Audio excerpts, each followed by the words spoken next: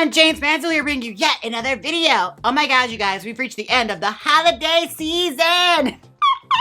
And my apologies, I wore a lot of sweaters this season, so I come back to you with glamour and looks. And Tina Turner, apparently. Anyways, I put on my community forum that I want to do a Q&A video next, and you submitted some amazing questions, and I can't wait to read off some of them while I style a wig, because what? That's what we do on this channel, okay? Now, I'm going to be styling a wig from Paula Young that I got from a subscriber. I'm going to show you it right now. This is our wig. And it came with, and I'm not going to lie to you, like advertisements for like the scooter store. So we already have an idea of what kind of clientele we're dealing with when it comes to Miss Paula Young. This product cannot be returned once this tag has been removed. Ooh, like big, bold red lighting already. Okay, I get it. Paula Young Beauty Wig. And this one is called Gale. Like Gale Weathers. You kind of see it in the hairstyle. Yeah.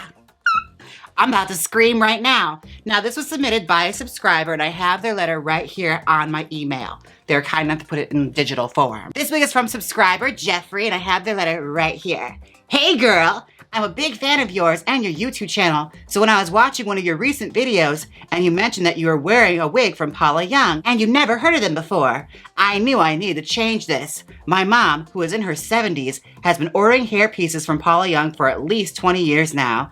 She has their catalogs all over her house, and they don't look like they've changed much since 1991. It's very much ready-to-wear hair for more mature, established women. They are all pre-styled, very much shake and go. It's not drag hair or costume hair. It's very much old lady hair for women who had their glory days back in the 70s and 80s. Wow, talk about a read. That's your mom, Jeffrey. Anyways, I got you the Gale in Sun-Kissed Blonde, LOL. She's giving me a Farrah Fawcett vibe. I have no idea how it will look for a drag transformation, but I'd love to see what you can do with it with your amazing wig skills. Thank you, Jeffrey. Oh my gosh. Well, I'm excited to take a look at Gale and see exactly what she can do. Now, I'll be right back. I'll pop her on my head for you folks, and then we'll start our Q&A. BRB. All right, and we're back. Now, it's time to do what the tag said not to do. Da-da, da-da, da-da, da-da, da-da, da-da, da-da, da-da. I removed the tag. Ooh, that felt so good. Okay, so this is the wig. I look like Sammy Jo from Dynasty, like back when she came back after her makeover and Heather Locklear played her. Yeah, it's very much that kind of vibe. I'm poor, but now I'm rich. I live. Okay, I'm not gonna, this is definitely serving exactly what Jeffrey said it would. It is very much, you know, I had my heyday back in 1987. I came from the boondocks and I'm back here at the oil rig. Yes. I definitely look like a Reno woman in this wig. I went from showgirl to, you know, slop jockey. Anyways, I'll be right back and we'll start styling our wig and doing a Q&A. BRB. Okay, we are back. Now it's time to start doing our Q&A. Oh my goodness, you guys submitted so many different varied questions, and I'm excited to start answering some. I haven't done one of these in forever, so it's really kind of a fun, exciting thing for me, and I'll start editing it and remember why I stopped doing Q&As, but that's besides the point. Let's get started. Our first question is, Jesus Christ, 169 comments? Good Lord. Okay, let's just get cracking at it. Okay, would you ever do a decade series where you recreate different hairstyles from different decades or different time periods? Well, I'm kind of already doing that with wig recreation. I mean, down the line, I kind of want to get like the idol hairstyles out of the way and then start getting into more like vague territories like decades and things like that. Because I would like to do like Marie Antoinette or like romantic hairstyles that are beyond Marie Antoinette, because that's kind of everywhere.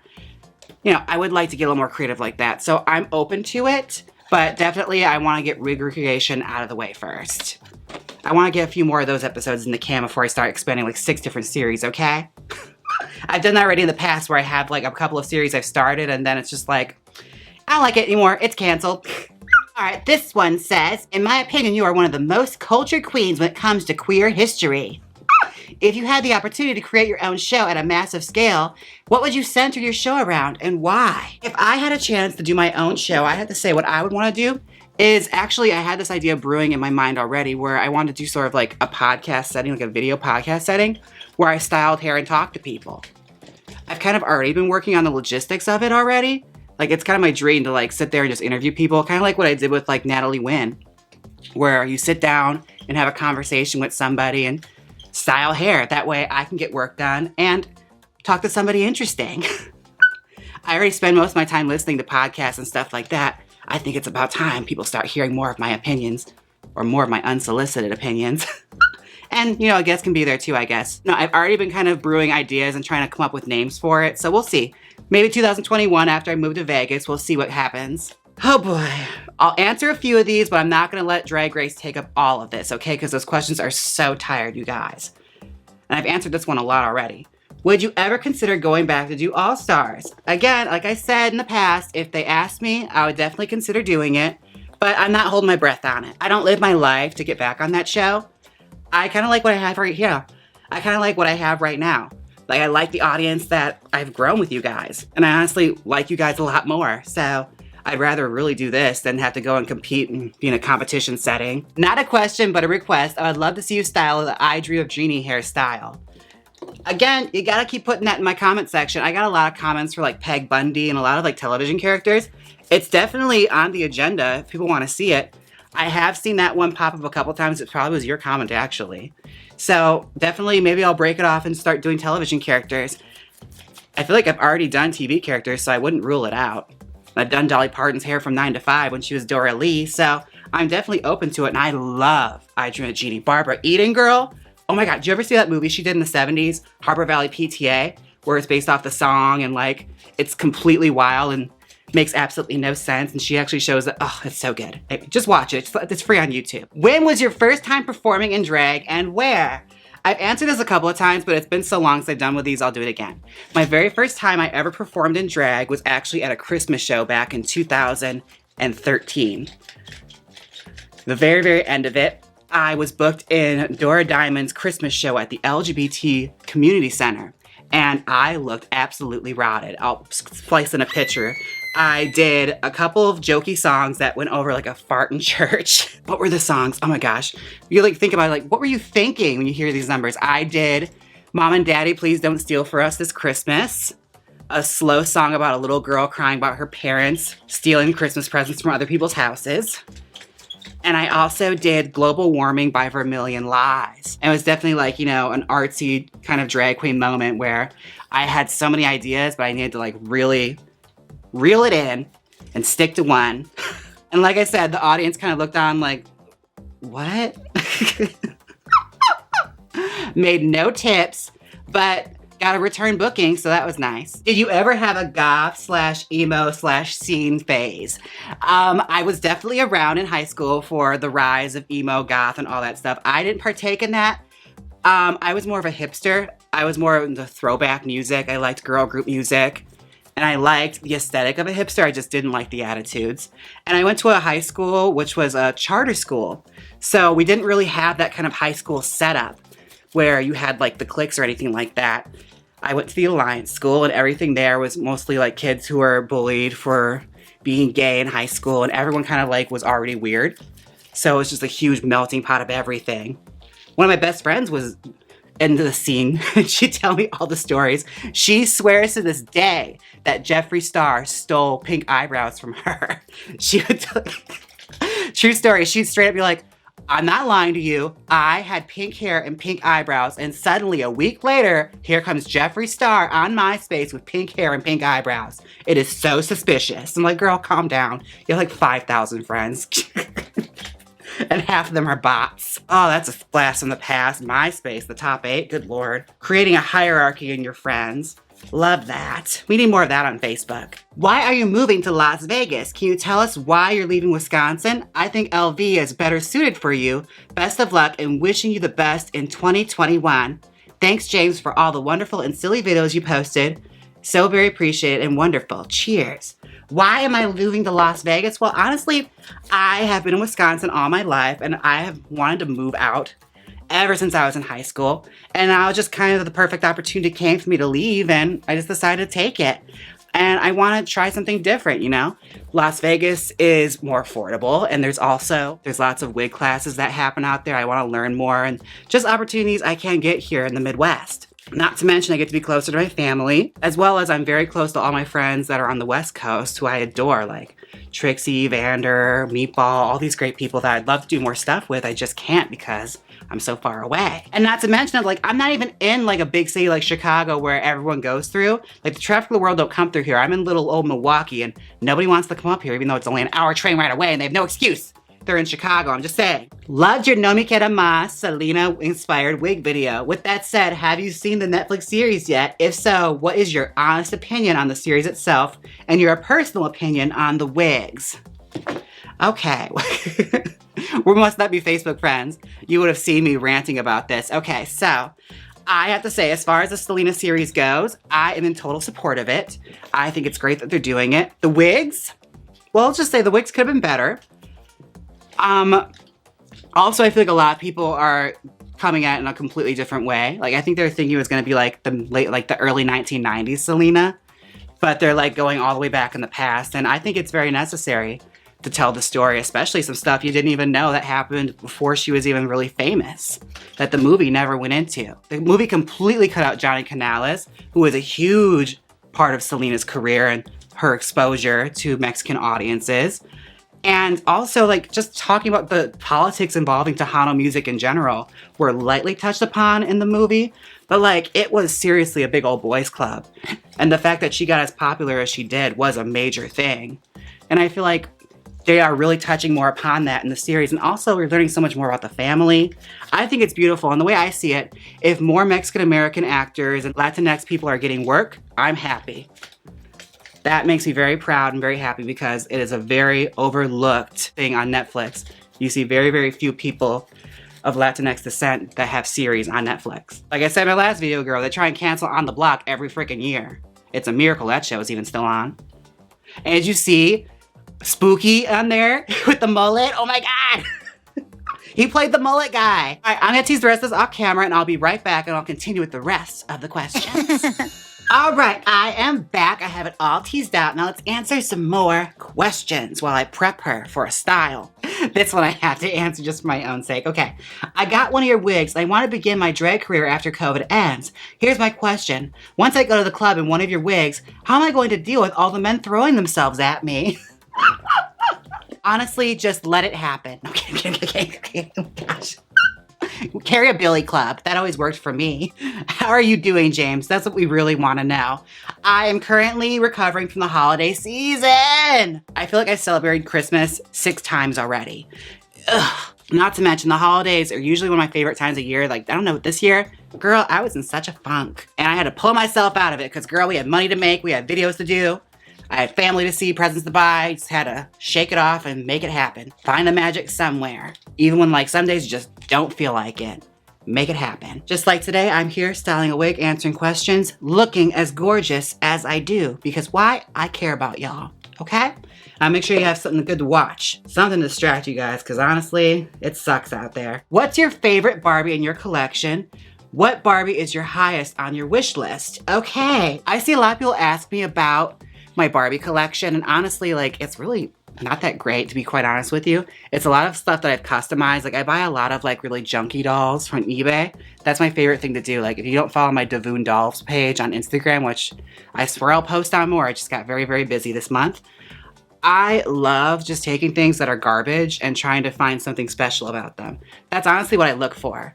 Like, one of the things I do a lot is just customize them to look like something entirely different than what they had in that era, but still keeping that vintage flair. And as far as my favorite one goes, I'll show you. Let me go grab her. I'll go grab her. All right, this one's my favorite. I custom made the outfit. I made a wig for her. She's a fashion queen that I completely customized. And I got the little pattern from like a vintage pattern off Etsy. I love it. It's like 60s meets 50s. Gone insane. Everything's falling off of me. Okay, let me put her down. I'll get back to the Q&A. Take your scarf. I don't know why they give us this scarf pattern. It always falls off. Anyways, what's the most difficult part of doing drag in a pandemic? Wow, the questions are getting really depressing now. I have to say the most difficult part of doing drag in a pandemic, it hasn't honestly really been that difficult for me. As far as it goes, like, I kind of only really do drag when I'm making videos at this point, which is honestly all I ever wanted. Really found a passion for doing drag again after the pandemic happened, to be honest with you. Like, creating videos every week has really motivated me to like stay creative and try different things. I feel like this year alone, I've tried so many different hairstyles I never would have done in the past.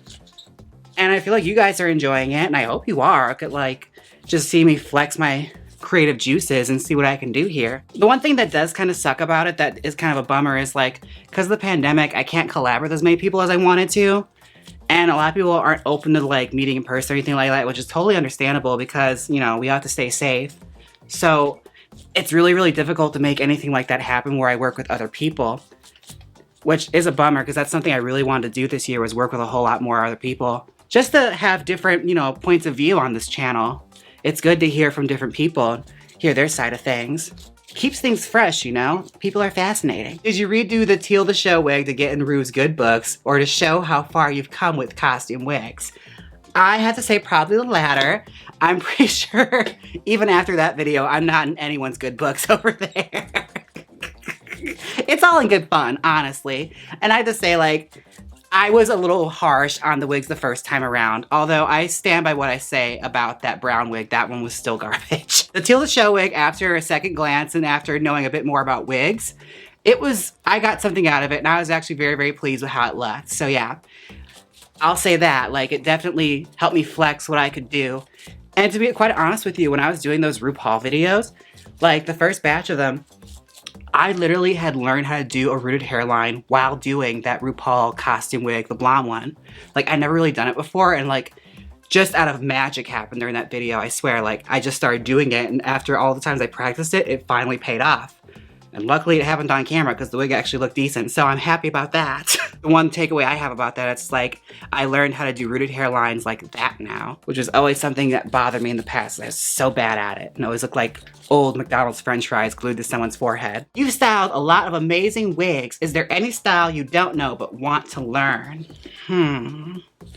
I want to learn how to do like those big, big ponytails, like the ones that involve like creating like all tool you have to put inside of there to make it work. Like, I want to learn more of those like super futuristic-y kind of like wigs that require mechanics and pieces. Also, like, I'm learning how to build cage wigs. That's something that I always wanted to do. Like, stuff that requires, you know, things beyond what hairstyling teaches you, where you can use outside elements, where it almost becomes like arts and crafts. That's the kind of stuff I'm interested in learning, because it kind of melds my different worlds together, like puppetry and crafting and things like that, and building with hairstyling. And I adore that. I think one of my favorite wigs I've done so far is probably that puppet one, because that incorporated a lot of elements of being very crafty, which is something I don't really get to do a whole lot on this channel. Will you ever turn into Candace Cascade, and will we be given notice? Aww, that is a deep cut. Oh my gosh. Okay, so those of you who don't know, Candace Cascade was a comic book I used to draw in high school, and I mentioned it a couple times on this channel. It's very, very near and dear to my heart, because, I don't know, I drew that to like get through a lot of difficult times when I was being bullied in high school and stuff like that. So like, I don't know. We'll see. I feel like the Betty Page wig is the closest I've ever gotten to it, because that was like the way she looked. She kind of was modeled off of Betty Page and the Phantom Lady and like those old 50s comics. And the full name is the fabulous Candace Cascade, so get it right. No, I'm kidding. I'm kidding. You might. If I decide to do more crafty stuff, or maybe around Halloween, we'll see. It depends. I should talk about it more and show you guys some more of that artwork, because I am just kind of sitting on it and it's not doing anything. So if you're interested in seeing it, maybe. Thank you for bringing that up. That made me happy. Will you make some more videos of making puppets in the future? I really, really want to. It's definitely going to be a Las Vegas kind of thing, because I just don't have the time or the space here to do it. Like, my studio here in Milwaukee is very, very, very small. And in order to dedicate that kind of like time and craftsmanship to it, I want to have more space. And I definitely will have more studio space in Vegas. So we'll see. I mean, if you guys want to see it, definitely let me know, because I love making puppets. I just don't know if you guys like seeing me make puppets. If there's interest, I will definitely consider it, because it's one of my favorite things to do. And I just need the space, because girl, after they're done, they take up so much space. I have closets with puppets inside of them that are just falling out. I just gotta smooth some hair out, and I'll be right back. We'll answer some more questions, and I'll also have this wig on my head. BRB. Welcome back. This is the final result. Oh my God. I look like Heather Locklear in like the 1980s movie of the week, like the $1 Million movie, but they had like $100,000 budget. Yes, very that. It's very like, who killed my father? Picture it. Oh my God, oh my gosh. Like say Heather Locklear is like a lounge singer in Vegas and her well-to-do like uncle or whatever is killed and she has to figure out who it is and she does a scene running through a casino dressed like this. I would watch that. Okay, back to some questions and then I'll have to hit this wig with something very, very special. What is the #1 wig mistake you see and how to best avoid it? What is the best way to educate oneself on fashion and old things? Answer your second question first. The best way to educate yourself on old things and fashion is, if you find a good link on fashion, let me know because I'm horrible at fashion. Oh my gosh, I know nothing about it, although I like to think that I do. As far as old things go, like pop culture, girl, the internet is free. YouTube, Google. I had to learn about this stuff from YouTube and VH1 television shows, like old VH1 when they showed like I love the 80s, 70s and all that stuff. That's where I got all these weird references from because I would have never heard of them otherwise. As a little gay kid watching that, it was just like my eyes were just, what's that? Oh my goodness. Who is Daisy Fuentes? I must know. Yes. Useless knowledge just shot right into my brain and I just know way too much of it. Honestly, study to be a nurse or something that can actually help people. Don't waste your time learning about pop culture. It served me very little. And as far as the #1 wig mistake somebody can make, I have to say the #1 wig mistake people make all the time, and I've said it so many times, is you brush the wig from the bottom. And especially with synthetic wigs, people get so scared to brush them. But I promise you, I swear to you, I'm not telling you lies here. Brush the wig from the bottom and work your way up. Especially if you're going to take a style out, that is the best way to do it. And that's the one thing I always see as far as like wigs go. There's so many wigs that could be saved and so beautiful if people would just brush them. Like the easiest maintenance, like these 3 brushes are your best friend. Your Sportnet teasing brush, a smoothing brush, and it's a regular paddle brush with bristles. That's all you need to style hair. And if you want to get advanced, then you go into this territory, okay? But I've talked about that so many times in this channel, but that's the one thing I always see, I always say, and I always see wigs just looking around looking so like draggled because people just don't think to brush them. All right, now I have to wrap this up because I gotta get going. I got a family dinner to go to, okay? So, thank you all so much for watching. This wig is fabulous, but it is just missing one more thing. The Jaymes Mansfield Magical Wig Spray from Black Phoenix Alchemy Lab. Let's just give this wig a spritz.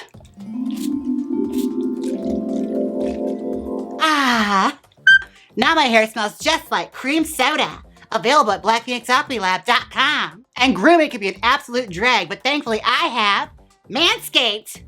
Use my code Jaymes20 or Mansfield for 20% off your purchase, plus free shipping. And now I'd like to take a moment, a VENMO, where I thank everyone who's tipped me on Venmoing. I have quite a few, so just give me a moment here. All right, I would like to thank Andrew, Barbara, Marty, J. Ivan, thank you, Sergio, Russ, Melissa, Tim, and Matthew.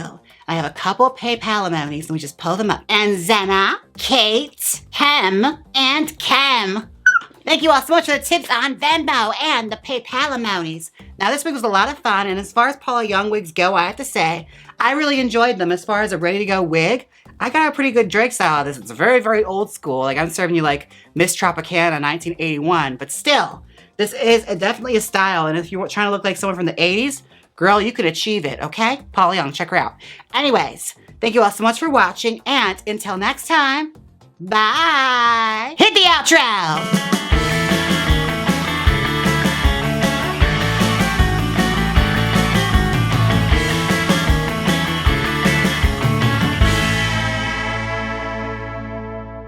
Click here and see me transform a Dollarama wig. Or see me recreate Betty Page's iconic pinup hairstyle. Come on, click it. You know you want to. If you don't click it, I'll take out a life insurance claim in your name.